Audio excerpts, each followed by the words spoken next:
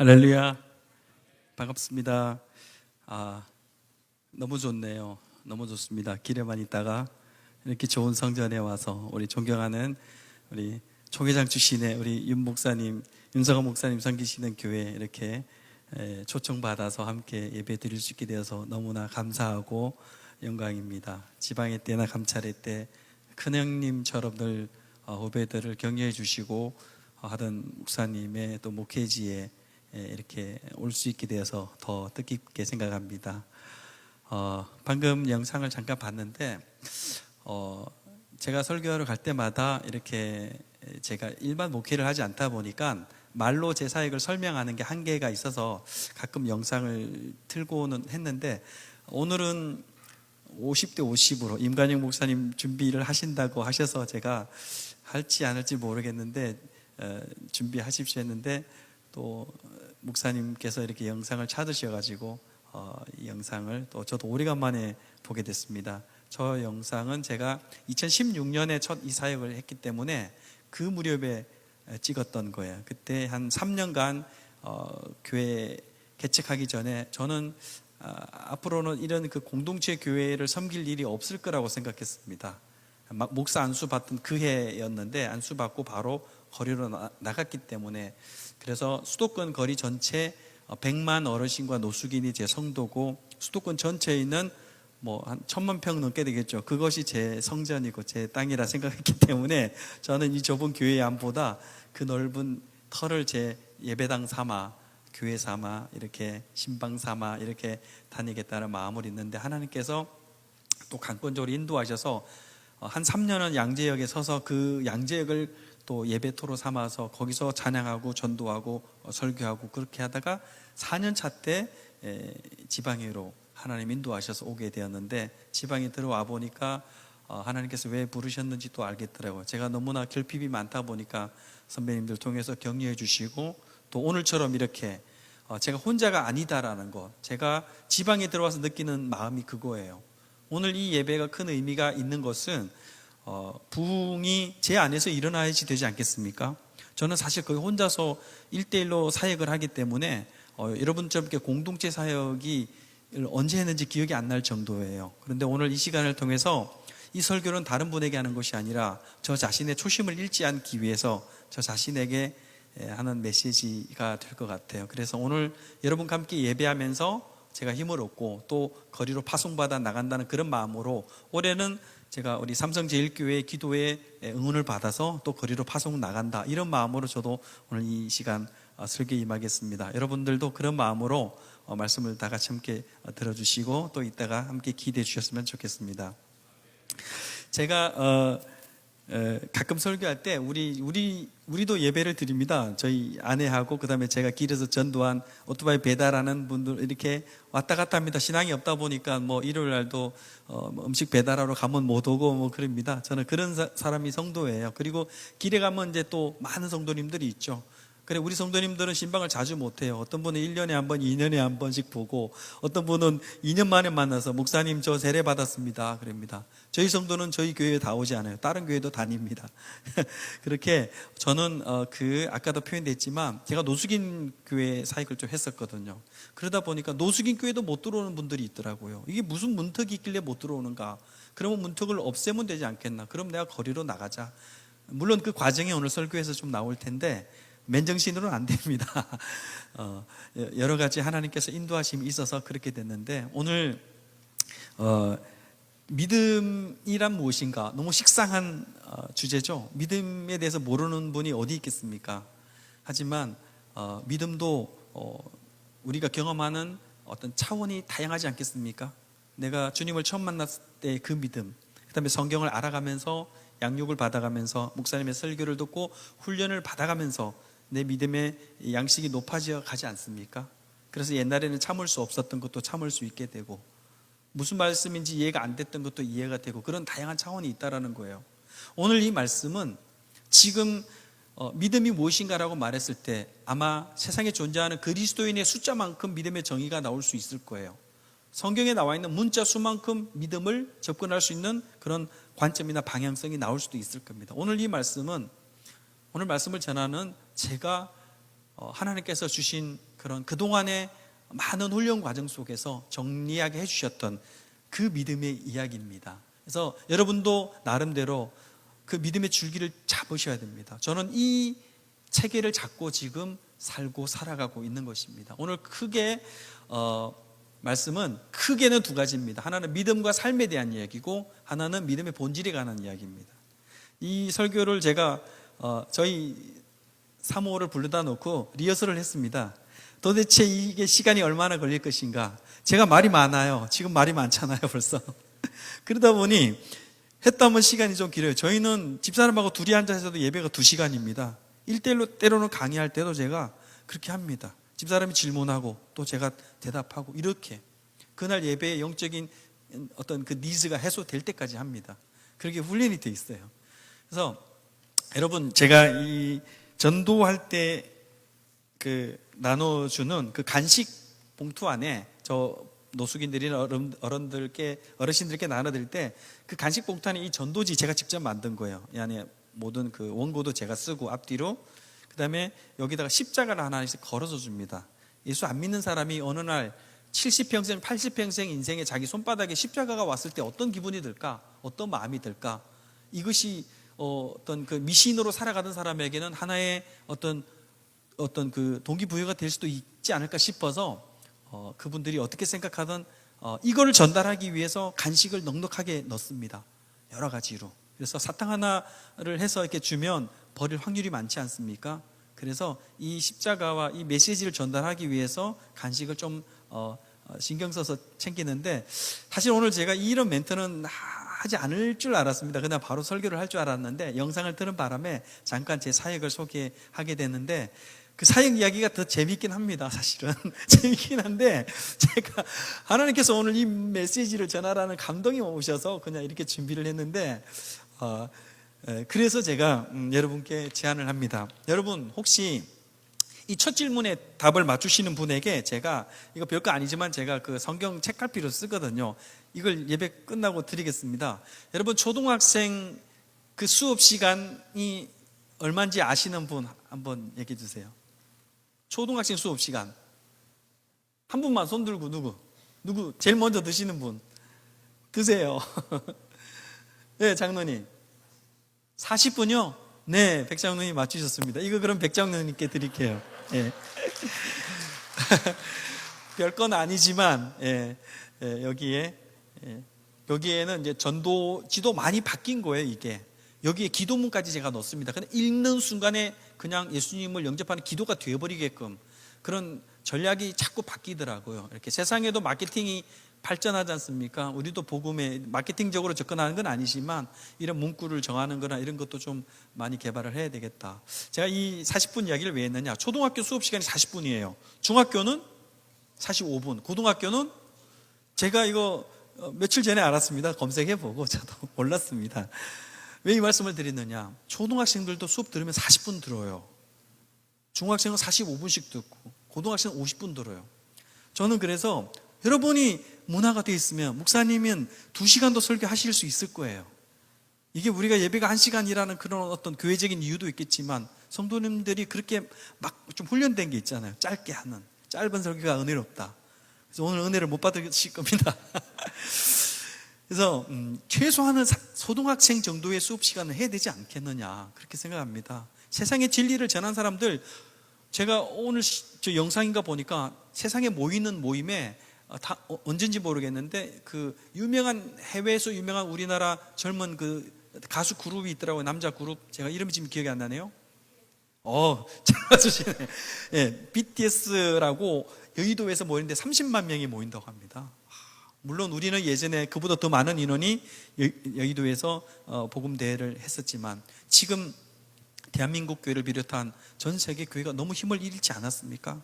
이 믿음에 대해서 다시 좀 점검해야 되거든요. 그러니까 우리가 예배 시간 길고 짧은 것보다는 더 본질에 집중하고 이 예배를 통해서 내가 살아나느냐 살아나지 못하느냐 이런 데 좀 매달렸으면 좋겠어요. 그래서 오늘은 시간이 없습니다. 괜찮습니까? 학점 딸리면 2학점 딸려도 90분 들어야 돼요. 3학점이면 135분이에요. 그렇게는 안 갑니다. 그러나 최소한 초등학생에서 한 고등학생 수준의 수업 듣는 정도의 말씀의 나눔의 시간을 가지면 제가 좀 편하게 말씀을 전할 수 있을 것 같아요. 그러면 오늘 말씀 우리 서곤사님께서 읽어주신 이 본문은 저는 학교 다닐 때 공부를 굉장히 열심히 했습니다. 왜냐하면 꿈이 교수였기 때문에. 저는 제가 공부를 이렇게 좋아하는지 몰랐어요. 그래서 정말 학부 때부터 책을 많이 읽고 공부를 정말 많이 했어요. 저는 논문을 가지고 공부했어요. 학부 때 석박사 논문을 가지고 도서관 뒤지면서. 그런데 수업이 너무 재미가 없는 거예요. 그 정도로 열심히 그걸 파면 나는 앞으로 훌륭한 목사님, 훌륭한 신학자가 될 줄 알고 그렇게만 막 달려갔었습니다. 그러다가 제가 어떤 소위 말하는 광야의 시간을 거치게 되었습니다. 그 시간에 이 말씀도 결국은 하게 되네요. 그 시간에 광야의 시간에 하나님이 저를 광야 학교에 집어넣은 곳이 서초동입니다. 지금 제가 개척한 그 동네. 그곳에서 저는 여러분 바라밤 저는 오토바이를 탔어요. 짜장면 배달하면서. 그 이유는 뭐 다양하게 있겠지만 나중에서 깨닫게 된 것은 하나님이 넌 복음이 문제고 믿음이 문제야 그렇게 지적하셨어요. 그때가 제가 학부를 졸업하고 대학원을 다시 복귀하고 제가 신학교 들어온 지가 수십 년은 안 됐지만 한참 세월이 흐른 이후에 제 믿음을 지적하시더라고요. 하나님께서. 그러면서 보여주신 말씀이 이 로마서를 보여주시더라고요. 로마서 1장 5절에 보면 이렇게 나옵니다. 아까 읽었듯이 왜 하나님의 사도를 세우셨느냐, 그 이름을 위하여 예수 안 믿는 사람들로 하여금 믿어 순종하게 하기 위해서. 그래서 하나님의 종들을 불러서 복음을 전한다 이거예요. 여러분, 내가 강조하고자 하는 부분을 맨 앞에다 두면 우리가 뭐라고 합니까? 무슨 식이라고 하죠? 두괄식이라고 하죠. 맨 뒤에다 두면 미괄식이라고 하죠. 그럼 우리 로마서 16장 한번 볼까요? 16장 26절 우리 한번 읽어볼게요. 이제는 나타나신 바 되었으며 영원하신 하나님의 명을 따라 선지자들의 글로 말미암아 모든 민족이 믿어 순종하게 하시려고 알게 하신 바 그 신비의 계시를 따라 된 것이니 이 복음으로 너희를 능히 견고하게 하실. 자, 이렇게 됐는데 중간에 보니까 모든 민족이 믿어 순종하게 하시려고 나와 있잖아요. 이상하게 이게 두 개가 똑같은 게 같이 나오더라고요.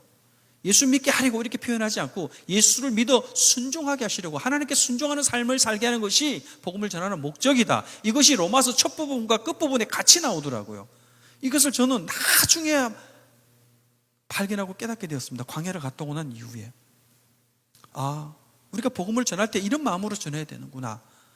또 내가 하나님의 복음을 받은 내가 하나님 앞에 믿음으로 세워지고 하나님 앞에 순종하는 삶을 살아야 되는 게 이게 복음의 목적이었구나. 이게 이렇게 앞뒤로 있는 걸 뭐라고 합니까? 양괄식이죠. 여러분, 성경을 한 권으로 줄이면 로마서라고 합니다. 그 로마서가 이야기하고 싶은 게 이거예요. 너희들 예수 믿어 하나님께 순종해야 돼. 이거더라고요. 제가 그걸 깨달았습니다. 그걸 깨달으면서 제 삶을 점검해 나가는 과정이 이제 노숙인교회 사역서부터 쭉 있습니다. 그 이야기는 오늘 할 수 없고, 오늘 믿음에 관련돼서 우리 이 믿음의 현실에 대해서 좀 이야기하려고 하는데, 예수님이 하셨던 말씀 한번 찾아볼게요. 예수님이 하셨던 누가복음 말씀이죠. 마태복음 7장 말씀 한번 보겠습니다. 이와 같이 좋은 나무마다 아름다운 열매를 맺고 못된 나무가 나쁜 열매를 맺나니, 이것은 산상수훈의 마지막 부분이잖아요. 예수님께서 산상수훈 첫 부분에 복을 이야기하십니다. 심령이 가난한 자는 복이 있나니, 굉장히 축복하시는 메시지로 시작을 합니다. 근데 이 7장 산상수훈의 뒷부분에 와가지고는 굉장히 경고의 말씀을 많이 합니다. 이 표현은 굉장히 부드러운 거예요. 너희들 열매가 있어야 돼. 나쁜 열매 맺으면 안 돼. 이렇게 지금 예수님께서 경고하시다가 오늘 읽지 않았지만 이 뒷부분에는 뭐라고 나옵니까? 너희들 나를 주님이라고 고백하느냐? 주여 주여 주여 주여 그래가지고는 되는 게 아니야. 주여 주여 외치면서 불법을 행하는 자들은 하나님의 나라에 들어갈 수 없다라고 이야기하거든요. 아니, 우리에게 복을 주시던, 복음의 복된 메시지를 주시는 예수님께서 산상수훈 뒷부분에는 굉장히 경고하십니다. 열매와 관련된 거예요. 하나님께 순종하는 것과 관련된 거예요. 여러분, 이건 신학이 아닙니다. 예수님의 저자 직강이에요. 예수님 직접 하신 말씀입니다. 오늘 제가 이 믿음에 관한 설교를 처음부터 끝까지 쭉 해나갈 때 여러분이 어떤 부분에서 여러분과 직접적인 연관이 있고 여러분이 이 믿음에 대해 직면하게 될지는 모르겠습니다. 그래서 앞부분에는 믿음의 현실에 대해서 이야기하고 뒷부분에 믿음의 본질에 관해서 이야기할 텐데 여러분이 지금 생각하고 있는 또 여러분이 경험하고 있는 그 믿음에 대해서 한번 점검했으면 좋겠습니다. 자, 구약 성경에 보면 믿음의 아버지가 우리 아브라함 아닙니까? 우리가 너무나 잘 알고 있는 본문입니다. 창세기 22장 2절 읽겠습니다. 여호와께서 이르시되 내 아들 내 사랑하는 독자 이삭을 데리고 모리아 땅으로 가서 내가 너에게 일러준 한 산 거기서 그를 번제로 드리라. 사랑의 하나님께서 윤리를 조금 위반한 것도 아니고 폐륜 수준의 명령을 하십니다. 있을 수 있는 일입니까? 여러분, 이게 믿음과 윤리 사이에서 이게 지금 밸런스가 맞지 않는 거예요. 어떻게 자기 자식을 죽입니까? 그죠? 말이 안 되는 거지 않습니까? 그럼 기독교는 윤리적이지 않는 종교냐? 이렇게 공격받을 수 있는 겁니다. 기독교는 윤리를 무시하는 것이 아니라 윤리를 초월하는 거예요. 그렇지 않습니까? 우리는 그렇게 이해를 해야 되는 것입니다. 그러면 하나님께서 왜 아브라함에게 이렇게 이삭을 바치라고 했겠습니까? 나중에 이렇게 나오죠. 아브라함이 이삭의 목을 치료할 때 스톱! 그러지 않습니까? 그래서 이삭을 살려둡니다. 이제야 내가 아브라함의 네 마음을 알고 네 믿음을 알겠다. 하나님이 그렇게 말씀하시잖아요. 그러면 그 말씀이 하나님이 정말 아브라함의 믿음을 몰라서 전혀 모르는 가운데 아브라함은 어떻게 할까? 아브라함은 정말 나를 제대로 믿고 있는 것일까? 그럼 이삭을 한번 죽이라고 한번 해볼까? 하나님이 모르셔서 아브라함에게 그렇게 테스트 했겠습니까? 아니에요. 하나님은 다 알고 계시지 않습니까? 우리는 과거와 현재와 미래를 살아가지만 하나님의 시간은 현재, 과거, 미래가 하나의 시간이에요. 우리는 이해할 수 없는 차원입니다. 우리가 이해할 수 없는 차원이 여러분, 이는 신앙 영적 세계만 있는 것이 아니라 물리적인 세계에도 많이 있습니다. 심지어 우리가 살아가는 물리적인 세계에도 우리가 이해할 수 없는 일이 일어나는데 영적 세계에서, 하나님의 세계에서 일어나는 일을 우리가 어떻게 알겠습니까? 제가 우리 삼성제일교회 홈페이지를 보다 보니까 반가운 분이 한 분 계시더라고요. 사실 개인적으로 아는 분은 아닌데 정근모 장로님께서 여기 출신이시더라고요. 그래서 그분은 정말 대한민국의 석학 중의 석학 아닙니까? 그것도 핵물리학 전공. 제가 여러분 물리학 공부를 되게 좋아하거든요. 요즘 제가 양자역학에 빠져가지고 열심히 양자역학을 공부하다 보니까 그 미시 세계에서는요, 여러분 불확정성 원리, 양자 중첩, 양자 얽힘 이런 것들은 우리가 현대 과학에서 이해할 수 없는, 그래서 과학자들조차 그냥 믿음의 영역으로 놔두는 것 아닙니까? 우리 인간들의 과학자들이 발견하는 세계조차도 도저히 이해가 안 되는 물리적인 현상이 있어요. 하물며 여러분, 하나님은 다 알고 계세요. 알지만 왜 아브라함에게 이삭을 쳐라 했을까요? 아브라함 자신의 믿음을 자기 스스로 직면하게 하는 겁니다. 아브라함이 그 인생을 통해서 하나님은 아브라함 스스로가 하나님을 얼마나 사랑하고 믿는지 사건 통해서 자기를 직면하게 하시는 거예요. 이 자기를 직면하게 하는 스토리가 가장 잘 드러난 성경의 내용이 바로 출애굽기입니다. 이 출애굽기를 한 절로 요약한 말씀이 신명기 8장 2절입니다. 한번 보실까요? 시작. 내 하나님 여호와께서 이 40년 동안에 내게 광야길을 걷게 하신 것을 기억하라. 이는 너를 낮추시며 너를 시험하사 네 마음이 어떠한지 그 명령을 지키는지 지키지 않는지 알려 하심이라. 자, 이렇게 됐죠. 이 광야 스토리에 대한 이야기가 출애굽기 아닙니까? 광야는 우리 인생이고 우리 학교 아닙니까? 여러분, 사도행전에 스데반 집사님이 그 광야를 이렇게 표현합니다. 광야 교회라고 표현합니다. 그리고 이스라엘 백성이 출애굽한 이후에 그 삶은 오늘날 우리의 교회의 삶과 크게 다르지 않다라는 거예요. 그럼 출애굽기를 통해서 우리의 믿음의 현실을 한번 체크해보자라는 겁니다. 지금 제가 아주 빠른 시간에 10분 안에 출애굽기 1장부터 40장을 지나갈 테니까 빨리 한번 따라와 보세요. 출애굽기는 12장을 통해서 12장 이전과 이후를 나눕니다. 12장에 유월절 사건이 있잖아요. 문지방의 문설주의에 양의 피를 바름으로써 그것을 순종한 사람들은 장자의 재앙을 피해 나가서 목숨을 구하게 되지 않습니까? 그래서 다 출애굽을 하지 않습니까? 그 명령에 순종하지 않은 자들은 거기서 사망이 선고가 되는 것입니다. 그러니까 12장 이전은 은혜의 시간인 거예요. 그죠? 12장 이후에는 믿음의 시간이 되는 겁니다. 이게 출애굽기 전체 구조입니다. 1, 2장에 보면 이스라엘 백성이 정말 처참한 시절을 살아갑니다. 금방 낳은 자식들이 죽어나가고, 그죠? 모세도 물에 뛰어야 될 정도로 엄청난 노동으로 인한 고난과 그런 박해 시간들을 지나가고 있을 그 무렵에 3장부터 11장까지는 하나님이 이스라엘 백성의 고통을 보고 듣고 아시고 내려오시는 거예요. 모세를 통해서. 그래서 그들을 구출하기 위해서 작전을 펼치지 않습니까? 그래서 그것이 완성된 게 출애굽기 12장이지 않습니까? 이제 13장부터 쭉 이제 광야 생활이 지나가는데 19장에 십계명 이야기가 나오기 전 18장까지는 전부 광야 이야기입니다. 그 중간에 큰 사건 하나가 14장에 나오는 홍해 건넌 사건이죠. 세례 이야기죠. 구원받고 세례를 받습니다. 하나님 앞에 새로 살겠다 선언하는 거죠. 근데 그 물을 건너기 전 13장에는 무교절을 지키라, 하나님께 처음 것을 구별해 드리라, 그리고 성령의 구름기둥, 불기둥을 따라가라, 그런 메시지가 있단 말입니다. 이렇게 우리가 예수님 믿고 난 이후에 삼위일체 하나님에 대해서 훈련도 받고 세례도 받고 이렇게 쭉 갑니다. 이제 믿음을 시작하는 거예요. 그러다가 이스라엘 백성들이 첫 번째 어려움과 시련을 겪게 되는데 그곳이 바로 수르 광야거든요. 15장에 보면 수르 광야가 나타납니다. 그곳에서 이제 많이 걸어왔기 때문에 목이 마르잖아요. 물을 마셔야 되는데 마셨더니 마실 수 없는 쓴물이지 않습니까? 우리 믿음 생활 하다 보면 정말 희망을 가진 순간이 얼마나 많습니까? 내가 이제 집사가 되면, 권사가 되면, 장로가 되면 내 믿음이 좀 더 성장해서 이제 나도 하나님을 좀 더 기쁘시게 하고 목사님과 함께 이 교회를 더 아름답게 섬길 수 있을 것이다 생각했는데 직분을 달아도 여전히 내 믿음은 자라지 않는 거예요. 직분이 내 영성을 좌우하는 게 아니구나. 그게 우리 좌절하지 않습니까? 자녀가 대학을 졸업하고 취직하게 되면 이제는 걱정이 끝났다 싶은데 취업하자마자 한 3개월 만에 회사 못 다니겠다고 그런 어떤 어려움도 이야기하고, 우리가 이런 믿음의 상황에 직면한다라는 거예요. 이스라엘 백성이 직면했듯이 우리도 직면한다라는 겁니다.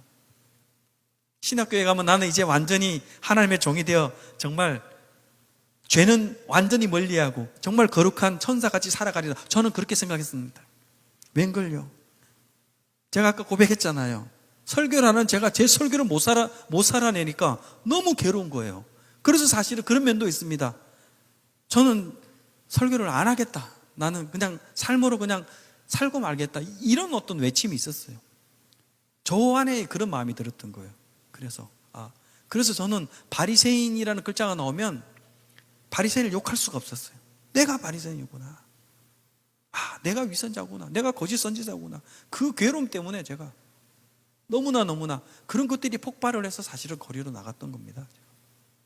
이렇게 우리의 믿음의 현실을 갖다 대고 보면 예수님 믿고 성령도 받고 은혜도 받고 훈련도 받고 하지만 결정적인 순간에는 다 넘어지는 거야. 하나님이 여기를 출애굽시켜서 끌고 나왔으면 하나님이 인도에 가실 건데 희망이 절망으로 꺾이니까. 근데 하나님은 뭐라고 이야기했습니까? 나무를 하나 던져봐 그럽니다. 아니, 나무랑 물이 단물로 바뀌는 거랑 무슨 상관이 있습니까? 아무 상관도 없어요. 근데 말씀에 순종했더니 단물로 바뀐 거 아닙니까? 우리 인생에 희망이 꺾이고 절망의 순간이 왔을 때 아무것도 아닌 것 같지만 우리 주변에 있는 나도 나무를 한번 찾아보자, 그 나무를 한번 붙들어 보자. 그래서 돌아보니 십자가가 있더라고요. 희망이 꺾일 때 우리 희망 대신 주님의 십자가 붙드시길 주님으로 축복합니다. 주님의 십자가를 붙들면 우리는 알 수 없는 원리예요. 어떻게 쓴물이 단물로 바뀌는지, 화학적으로 어떻게 변화되는지 설명할 길이 없습니다. 제가 아까 초두에 물리적인 성질을 이야기했던 것도 그겁니다. 물리적인 세계에서도 이해할 수 없는 게 일어나는데 하나님을 믿는 이 믿음의 세계에서 이해할 수 없는 일이 일어나는 것은 지극히 당연한 것입니다. 이것을 합리적으로 설명을 할 수 있어야지만이 그것이 진리라면 예수님의 십자가 부활은 부정되어야 됩니다. 애초에 기독교는 성립할 수가 없는 거예요. 우리는 불합리하기 때문에 믿습니다. 세상 사람들은 합리적인 것만 찾아갑니다. 여러분, 우리 젊은 우리 선생님들 계신데 요즘 기독교 소리 듣잖아요. 여러분, 훈련하셔야 됩니다. 신학교 나온 사람들만이 믿음을 변정할 수 있는 게 아닙니다. 성령께서 여러분에게 지혜를 주시면 누구를 만나더라도 내가 예수 그리스도의 십자가 부활에 대한 이 변정에 대해서 난 지지 않겠다, 그런 마음으로 서야 됩니다. 그래서 믿음이 중요한 거예요. 좀 이야기가 길어지는데, 자, 그러면 두 번째 광야, 수르 광야 다음에 신광야가 나옵니다. 이제 뭐 급하게 물도 마시고 또 지나가다 보니까 양식이 다 떨어져 있지 않습니까? 빨리 지나갈게요. 하늘에서 뭐가 떨어집니까? 만나와 메추라기가 떨어지지 않습니까? 이 경제 문제잖아요. 먹고 사는 문제는. 우리 오늘 시대에도 사실 가장 큰 화제가 뭡니까? 경제 아닙니까? 먹고 사는 문제잖아요. 그런 경제 문제, 이런 부분이 우리의 삶 속에 찾아옵니다. 이것이 우리의 믿음에 도전을 해온단 말입니다. 이럴 때 우리의 믿음의 현실은 뭐냐, 그거예요. 제가 믿음을 이론으로 접근하지 않고 먼저 현실로 접근하는 이유가 좀 더 빨리 감이 오실 것 같아서. 출애굽기 이야기가 남인 이야기가 아니라 이런 경제 문제가 왔을 때 출애굽기에 의하면 이 경제 문제를 해결하시고 공급하시는 분이 누구시다? 하나님이다라는 겁니다. 땅에서 해결되지 않습니다. 하늘에서 해결됐더라고요. 너희는 먼저 그의 나라와 그의 의를 구하라. 그리하면 내가 이 모든 것을 너에게 더하시리라. 이 말씀을 믿습니까? 믿음대로 되는 거예요. 저는 너무나 그런 걸 많이 체험했습니다. 양자에게서 3년 동안 기타 치고 찬양하고 있는데 비 오면 피 맞고, 하나님 저 2평만 주시면 안 될까요? 우리 어르신들 좀 얼음물 좀 얼려서 냉장고에 꽉꽉 채워서 간식 좀 이렇게 좀 신선하게 해서 좀 들고 나가고 싶은데 냉장고 좀 넣고 제 책상 하나 2평짜리 사무실 하나 주시면 안 될까요? 제가 그렇게 기도했습니다. 3년 동안 제가 했으니 3년 정도 했으면 예수님 제자들도 3년 따라다녔는데 저도 3년 동안 길바닥에서만 있었는데 요만한 사무실 하나 주시면 안 되겠습니까? 그런데 어느 날 한 권사님이 나타났습니다. 전혀 모르는, 처음 보는 분입니다. 그분이 지난주도 다녀갔대요. 저를 봤대요. 하나님께서 목사님에게 헌금하라 그러시더래요. 여러분 어디서 간정으로 듣더만 이야기 지금 듣고 있는 거예요. 그분이 헌금하셨어요. 그래서 지금 길사람교회 예배처소가 계약된 겁니다. 하나님이 예수 믿으면 떡이나 뭐가 나와, 하늘에서 뭐가 떨어지더라고요. 그렇게 하나님이 사무실을 주셔서 그것이 선교의 사무실이 되어서 지금 교단에 등록한 교회가 된 겁니다. 여러분, 우리 인생의 필요를 공급하시는 분은 하나님이세요. 하나님을 신뢰하시길 축복합니다. 저는 너무너무 가난하게 살았습니다, 여러분. 저는 너무 가난해서 중학교도 진학을 못할 줄 알고 포기했었어요, 어릴 때. 그런데 하나님의 은혜로 가게 됐습니다. 생활보호 대상자가 되어가지고. 중학교는 나오고 이제 고등학교는 못 갈 줄 알았어요. 고등학교는 돈이 더 많이 드니까. 근데 저도 모르는 시스템이 있더라고요. 또 어떤 장학 시스템이 되어 있는 학교가 있더라고요. 하나님이 거기를 보내주셨습니다. 고등학교 때 신앙생활 하다가 하나님의 콜링을 받았습니다. 근데 제 속에는 이런 어떤 뭐라고 해야 됩니까? 이런 어떤 가난한 청소년이 마음속에 품고 있는, 여러분 그런 마음 아세요? 나 같은 게 어떻게 목사가 된다고? 그런 마음 때문에 아무한테도 말을 못했어요. 우리 집을 내가 살려야 되는데, 근데 하나님은 나에게 자꾸 은혜를 주셔서 나는 전도하고 싶고 복음 전하고 싶고 막 이런 게 막 차오르고, 그럼 신학교 가야 되는데, 저는 어릴 때는 공부를 좀 열심히 했지만 고등학교 때는 공부를 갔기 때문에 다 포기했어요. 내가 관심이 없는 분야다 보니까. 저는 아마 인문계 쪽인가 봐요. 이런 실기나 이런 쪽에 관심이 없다 보니까 공부를 하나도 안 해서 대학교를 갈 수 있을까, 그런 어려움이 많았습니다. 그래서 공부도 다 포기하고 했는데 하나님께서 다 이야기할 수 있습니다. 저에게 보여주셨던 그런 이적과 그런 어떤 뭐라고 합니까? 환상들, 이런 것들 저는 처음 경험해 봤습니다. 강권적으로 하나님이 신학교를 저를 보내셨어요. 등록금이 어디 있겠습니까, 제가?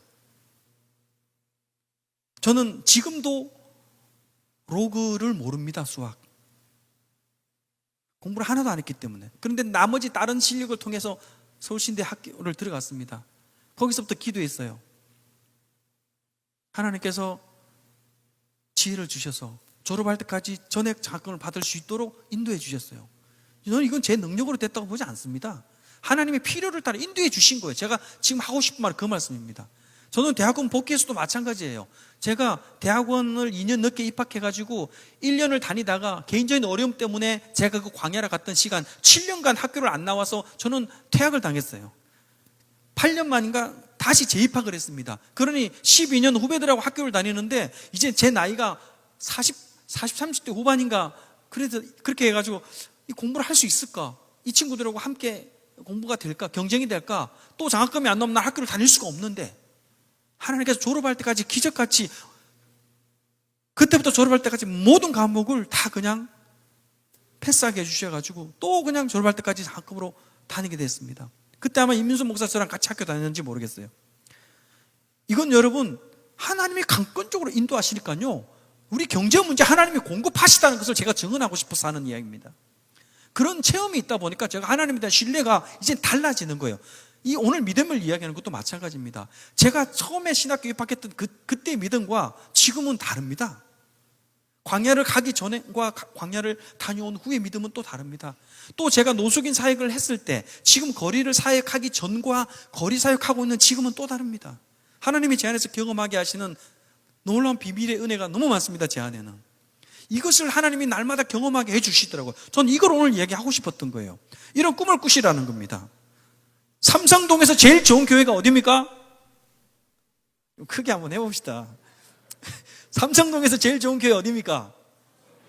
저는 혼자서 굉장히 웃었는데 이거를 하면서 교회 이름이 너무 잘 지었다. 삼성동에서 제일 좋은 교회가 삼성제일교회입니다. 삼성동에서 믿음이 제일 좋은 성도들이 출석하는 교회는 이렇게 나가야죠. 저는 이렇게 하나님이 이런 일반 교회 공동체 주면 성도들과 좀 즐겁게 양육하고 사역하고 할 수 있을 것 같은데 하나님은 저를 왠지 길거리를 보내세요. 이렇게 많은 성도들 앞에서 설교를 1년에 한 번 정도 할까 말까 합니다. 코로나 이후로는. 코로나 전에는 조금 여러 번 했는데 코로나 이후 때는 할 기회가 없습니다. 정말 오래간만에 선거예요. 저는 이 삼성제일교회가 하나님께서 정말 다른 차원의 믿음을 갖고서 이 교회뿐만 아니라 여러분의 삶의 자리 주변에서 그 거룩한 영향력이 발휘되는 그런 제일 가는 성도들이 모인 교회가 될 수 있을 거라 믿습니다. 이 교회를 묵상하는데 웃음이 많이 나오더라고요. 제 안에 미소가 많이 나오고. 이유는 모르겠습니다. 여러분이 아실 수 있겠죠. 이 교회에 오면 주름이 펴지고 슬픔이 사라지고 웃음이 다시 살아나고 희망이 살아나고 그런 역사가 있을 줄 믿습니다. 유 목사님 우리 이렇게 후배들 모아놓고 말씀하실 때 보면 분위기를 참 잘 이끄시더라고요. 저는 그런 노련함이 아직 없는데 항상 웃게 만드세요. 그런 은혜가 이제 삼성제일교회 안에 퍼져나가길 원합니다. 공급자는 하나님이세요. 그 다음에 신광야 지나서 르비딘 광야 오거든요. 그때는 뭡니까? 이제는 먹을 것도 좀 해결되고 목도 축이고 웬만한 거 해결되는데 뭔가 모르게 또 다른 갈증이 있는 거예요. 그때의 르비딤 반석에서 생수가 터지잖아요. 그 생수를 마시게 되지 않습니까? 그것은 어떤 의미일까? 또 한번 생각해보면 이 가람은 그냥 육체적인 물을 먹는 가람과는 또 다른 차원의 가람일 수 있다. 인생이 드라이한 거죠. 교회도 좀 다녀보고 한 20, 30년 다녔는데도 뭔가 내 믿음에 대한 불만족이 있을 수 있지 않습니까? 나는 왜 이거밖에 안 되는가? 부부가 결혼생활에서 살다 봐도 그냥 한 20, 30년 지나면 뭔가 좀 소원해지고, 그죠? 드라이해지고, 인간이 오늘도 집에 와서 저녁 먹으려고 그러나, 그런 생각도 들고, 뭐 그런 거 아닙니까? 그런 뭔가 알 수 없는 우리 마음의 어떤 그런 어떤 우울감 같은 것도 오고, 또 영적인 가람도 오고, 이런 갈증도 올 수 있다라는 겁니다. 이럴 때 필요한 것이 생수인데, 요한복음에 보니까 예수 믿는 자는 그 배에서 생수의 강이 홀로 넘친다고. 그 생수가 성령이라고 되어 있습니다. 그렇다면 이 르비딤 반석에서 터진 그 생수는 우리의 갈증을 해결하는 하나님의 성령인 줄 믿습니다. 우리가 이 시대를 살아가면서 영적인 갈급함이나 마음의 어떤 갈증들, 어려움들, 이 부분을 해결할 수 있는 것은 성령이라는 겁니다. 이런 과정을 우리가 그 광야를 통해서 우리의 믿음을 이렇게 경험한다라는 겁니다. 내가 성령의 사람인가? 내가 왜 이렇게 믿음 생활하는데 가라지? 성령빨이 떨어진 거예요. 르비딤에서 한 사건이 더 일어납니다. 아말렉이 쳐들어오지 않습니까? 그 전까지는 상황과 환경의 어려움인데 이제는 인간 원수 적군들이 쳐들어옵니다. 이거는 생명의 문제예요. 죽고 사는 문제입니다. 이제는.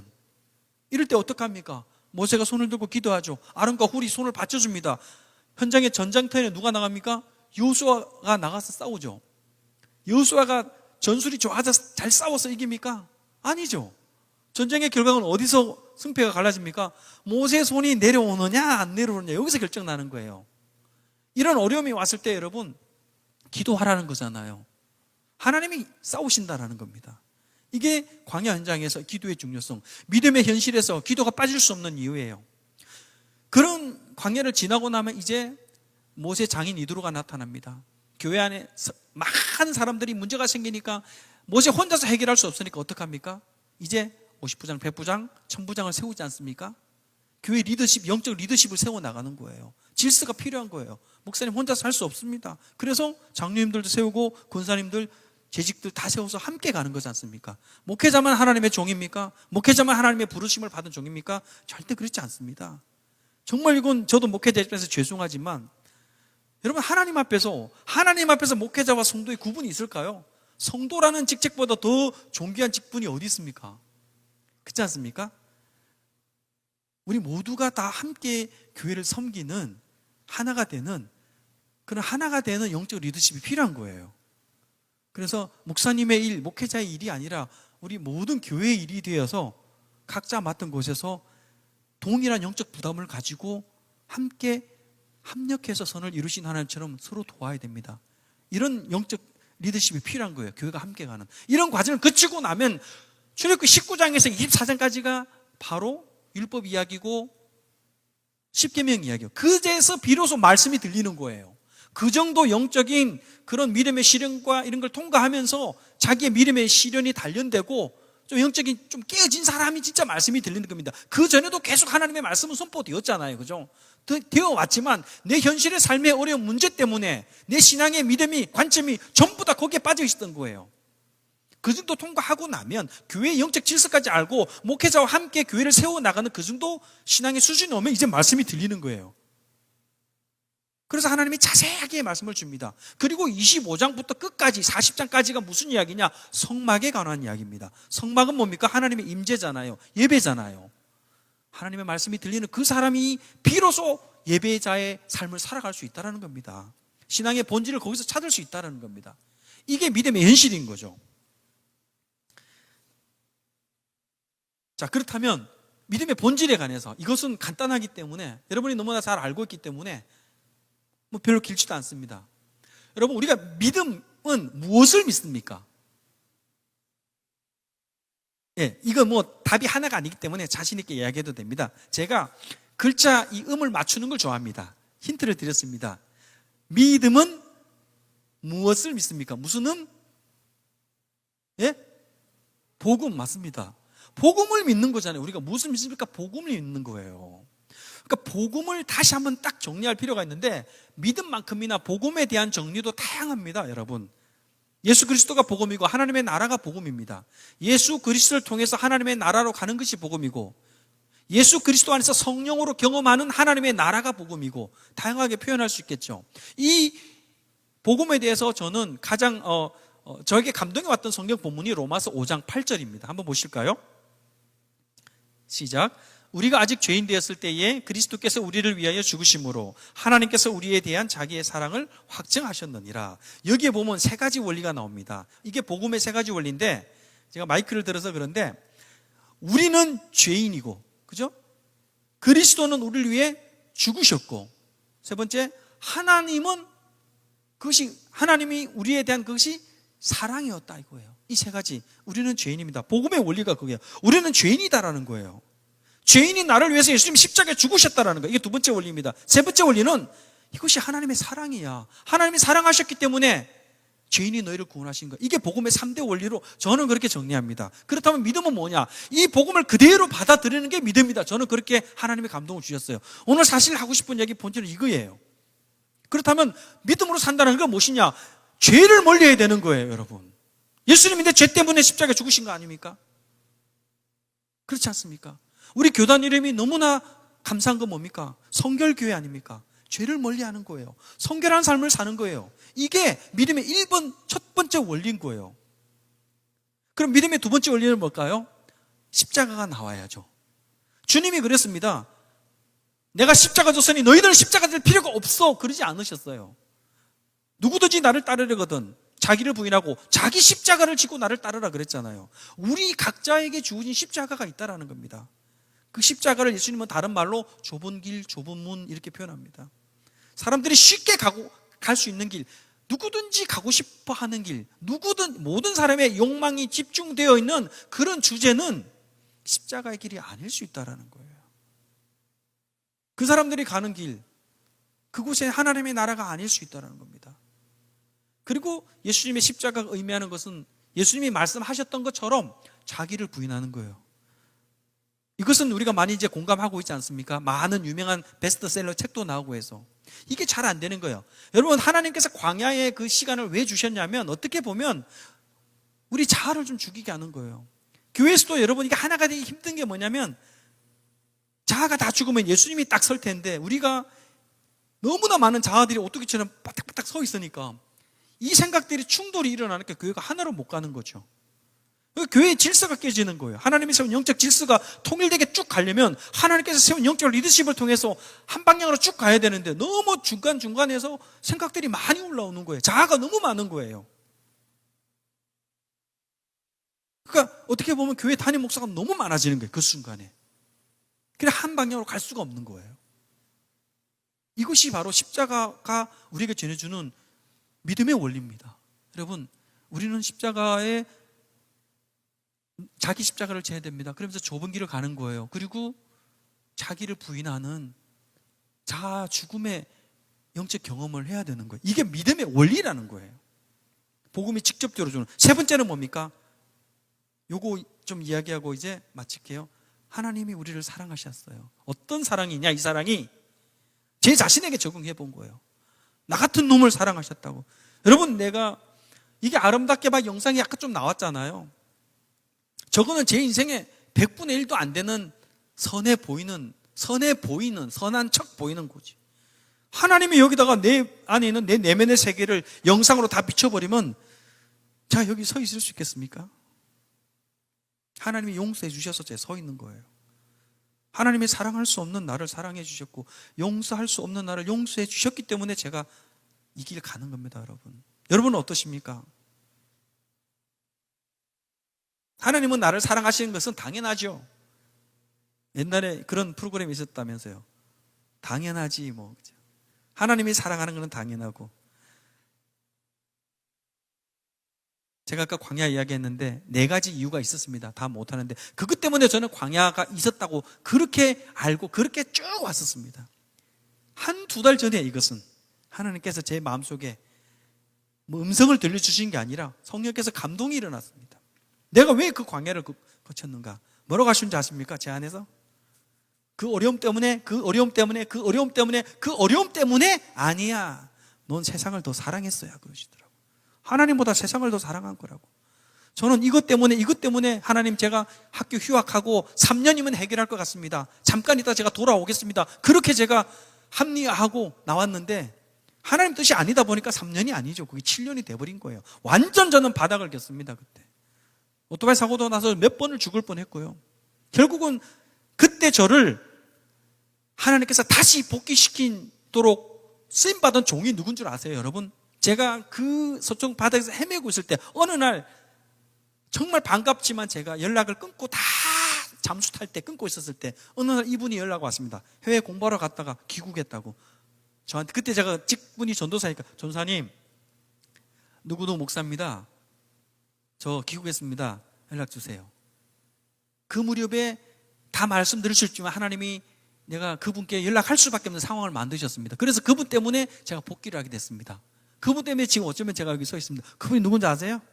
여러분이 아시는 분이에요. 그분이 여기 부교육자를 거쳐 가셨던 양영철 목사님. 양영철 목사님 저하고 학교 다닐 때 막역한 사이였습니다. 이분이 어느 날 캐나다 유학 갔다가 오셨다고 연락이 온 거예요. 그래서 그분 손에 이끌려서 제가 모든 걸 다 내려놓고 이때다 제가 1년 동안 눈물로 기도했거든요. 하나님 살려달라고. 그때 등장하신 분이 저도 영적으로 이제 조금 감각이 살아났잖아요. 아, 이 타이밍이다. 이 타이밍을 놓치면 나는 영영 정말 못 돌아간다. 그래서 모든 걸 내려놓고 그분 따라갔습니다. 그 이후로 지금 제가 쭉 이렇게 사역에 오게 된 거예요. 하나님을 사랑하는 것 같지만 세상을 더 사랑했다. 세상을 사랑해서 떠난 데마. 여러분, 우리가 하나님 앞에 양심적으로 우리가 직분을 달았다고 우리가 직분에 이런 만큼 영적으로 그렇게 훈련되고 준비되는 거 아니지 않습니까? 사람 앞에서는 우리가 연기할 수 있지만 하나님을 기만할 수 없고 하나님을 속일 수 없습니다. 하나님 앞에 정직해야 됩니다.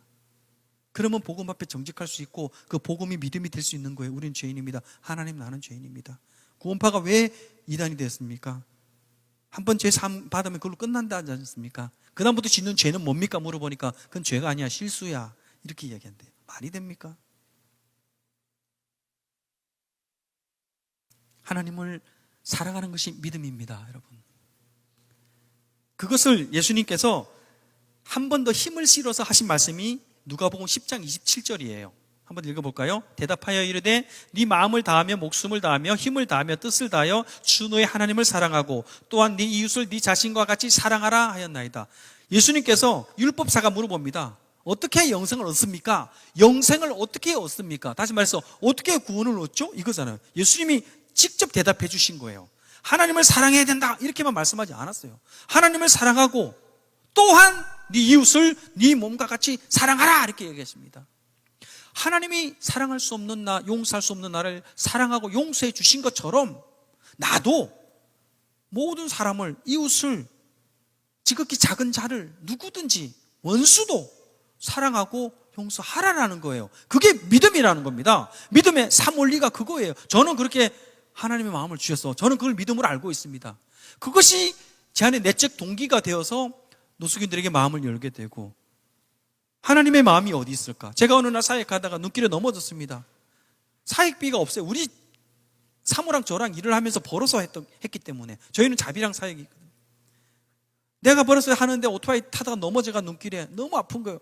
이건 내가 이 고생을 또 해야 되나? 순간 그 마음이 올라오는 거예요. 인간인지라 저도. 그런데 뭔가 또 제 안에 그때 마음의 소리가 있었습니다. 포기하지 마라.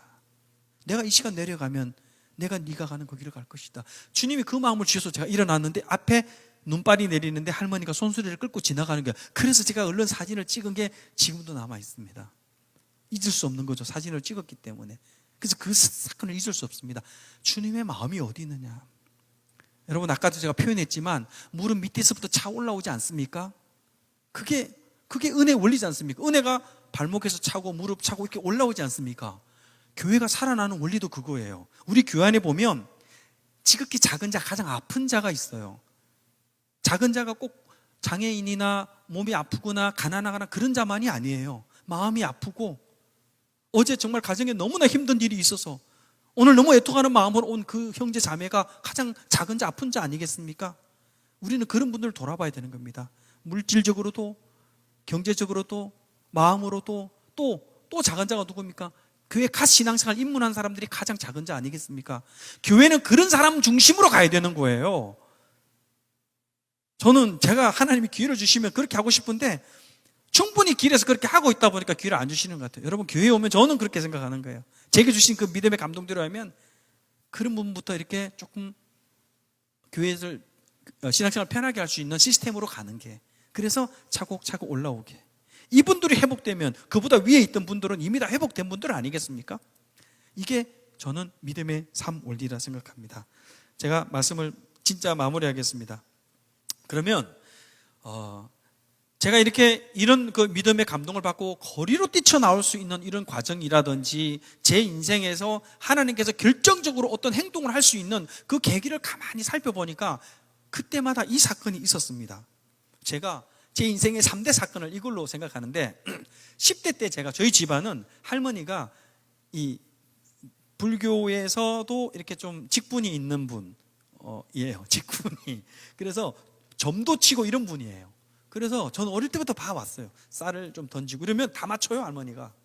그리고 또 뭐 무당은 아닌데 어떤 신기를 좀 채우기 위해서, 우리로 말하면 성령 충만해지기 위해서 칼도 탁 던지고 뭐 이러시더라고요. 저는 그런 데서 어릴 때부터 태어났어요. 자라났어요. 그러다가 제사를 지내잖아요. 우리 아버지가 장남이니까. 근데 이제 그 무렵에 제가 하나님의 말씀에 교육을 받고, 여러분, 그래서 교육기간은 정말 중요한 거예요. 그 선생님, 전도사님의 말씀에 제가 복음을 받아들이고 제사 지내면 안 된다는 거. 그런 영적인 깨달음을 갖게 되고 배우게 됐습니다. 그때부터 제가 절을 안 하게 됐어요. 근데 여러분 그게 얼마나 힘든 줄 아세요? 어린 청소년이 어른들이 있는 데서 절 안 하고 바닥에 서 있는 게. 그전에는 신앙이 가물가물할 때는 이렇게 해서 그냥 눈 뜨고 이렇게 하는 척하고 이랬는데 그때부터는 못 하겠더라고요. 성령이 거부해요. 담대하게 섰습니다. 제가 돌이켜보니까 하나님의 성령이 임하니까요, 죽으면 죽으리라 그래서 절 안 하더라고요. 제가 얼마나 그때 엄청나게 혼나고 난리도 아니었습니다. 근데 그게 해내더라고요, 여러분. 하나님이 저를 그런 믿음을 보시고 나중에 저에게 주신 또 감동이 있습니다. 그래서 저를 신학교에 부르신 것 같아요. 두 번째 사건이 제가 신학교에 들어가던 사건입니다. 아까 잠시 말했기 때문에 이거 넘어갈게요. 하나님께서 성령의 감동으로 이제 아버지의 허락을 받아야 되지 않습니까? 군대를 제대하고 제가 신학교를 갔는데 아버지의 허락을 받아야 되는데 저희 집안이 굉장히 보수적이고 저는 아버지께 굉장히 아버지를 존대하는 이런 관계였기 때문에 아버지의 허락이 없이 가는 게 이게 잘 정리가 안 됐어요. 가부장적인 집안이다 보니까. 근데 하나님께서 군대 전역을 앞둔 마지막 휴가 때에 교회 고향교회, 제가 부산이 고향교회인데 거기서 청년부 수련했던데 다른 청년들은 이제 다 그 교육관에서 자는데 저는 이제 어머니한테 마지막 얼굴 보이고 귀대를 해야 되니까 이제 마지막 교육관에서 기도하고 집에 들어가고 기도하는데 그 성령이 불이 임한 거예요. 성령의 불이 임해가지고 아버지 앞에 담대하게 서게 되더라고요. 그래서 저는 아버지 저 신학교 가서 목사가 되겠습니다. 이 말씀을 해야 되는데 잿더리가 날라올 줄 알았습니다. 그런데 아버지께서 하시는 말씀이 정말 김이 빠지더라고요. 그래, 네 소신껏 해라. 이미 제가 기도할 때 성령이 임했을 때 전쟁은 끝났더라고요. 게임은 거기서 끝났더라고요. 세 번째 제가 성령의 강력한 임재를 통해서 제 믿음의 삶을 살아내는 이런 계기가 됐던 게 바로 지금 이 거리 사역입니다. 제 안에 가슴에 터져 나갈 것 같았어요. 이 교회 안에 사역하는 우리 동역자들은 정말 이미 많이 있고 그리고 대한민국의 80%가 교회 밖에 있다고 하는데 이 우리나라가 이게 미전도 종족은 아닌가 갑자기 그런 생각이 드는 거예요. 80대 20이라는 것은 절대 수치 아닙니까? 8대 2라는 것은. 그래서 그렇다면 일단 나가서 사역하는 사람도 있어야겠다. 그럼 후배들 앞으로 기존 교회 안에서 목회하기가 힘들어지는 어떤 시대가 오는데 내가 먼저 가서 개척을 해보자. 그런 마음으로 저도 뛰쳐나갔던 거예요. 이거는 제 정신으로 한 건 아니에요. 하나님께서 감동을 주셔서 그 용기로 나갔던 거예요. 여러분 성경 마태복음 3장 11절에 보면요, 이건 뭐 한번 보십시오. 앞에 보면 요한이 세례 주는 것은 회개 세례라고 이야기합니다. 물 세례 이야기하는데 뒤에 예수님은 우리에게 성령과 불로 세례를 주신다고 하는 거예요. 여러분 우리 다 성결교회는 성령 세례를 목표로 살아가지 않습니까? 성령 세례가 성결 아닙니까? 헌법에 그렇게 나와 있습니다. 결국 우리 믿음을 강화시키고 우리의 믿음의 본질을 지켜주고 우리의 믿음을 믿음 되게 하는 게 뭐냐? 하나님의 성령이다라는 거예요. 성령이 내 안에 역사하지 않으면 내 생각으로 살아가는 거예요. 내 지성과 감성과 내 의지로 살아가는 거예요. 이 내 인격을 통제하는 주체가 누구냐? 하나님이 되어야 되고 하나님의 성령이더라는 거예요. 그래 우리 교단은 굉장히 우리 교단 신학은 굉장히 복음적인 신학인 거예요.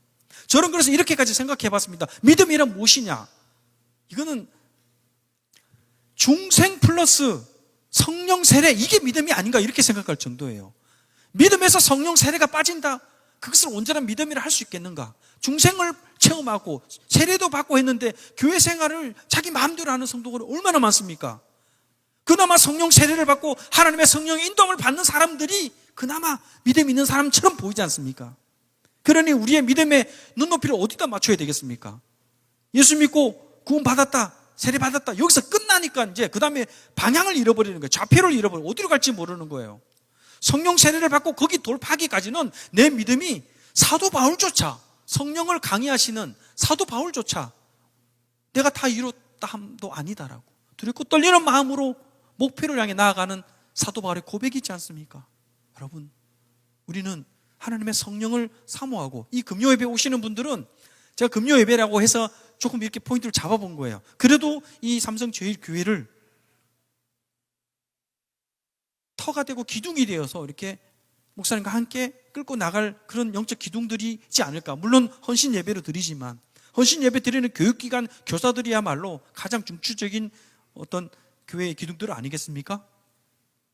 사랑하는 여러분, 우리 이성도 중요합니다. 하나님은 우리의 지성과 현실과 이런 이성을 무시하는 게 아니에요. 신앙은 그것을 초월한다는 겁니다. 그래서 글자를 모르시는 우리 권사님 할머니들도, 기도하시는 할머니들이 글씨는 모르지만, 찬양할 때 곡조는 모르지만 그분의 기도의 위력이 얼마나 강하게 나타납니까? 그게 하나님의 능력이고, 기독교는 그런 종교예요.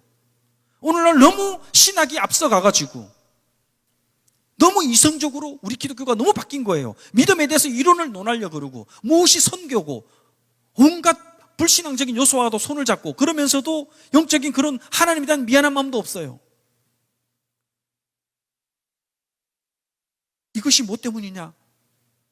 성령의 사람이냐 아니냐, 여기서 결정나는 겁니다. 우리 기독교에 대한 성결교회 성도들은 늘 이것에 대해서 도전받고 있지 않습니까? 성령의 인도함을 받을 때에 우리의 믿음의 현실도, 우리의 믿음의 본질도 우리의 믿음을 바로 하게 합니다. 바로 세웁니다. 여러분 모두에게 오늘 이 시간을 통해서 정말 성령 세례와 성령에 대한 갈급함이 교육과정도 아니고 이론도 아니고 지식도 아니고 여러분의 현실이 될 수 있도록 그런 사모함이 넘쳐나기를 주님의 이름으로 축복합니다. 우리 잠깐 기도할까요?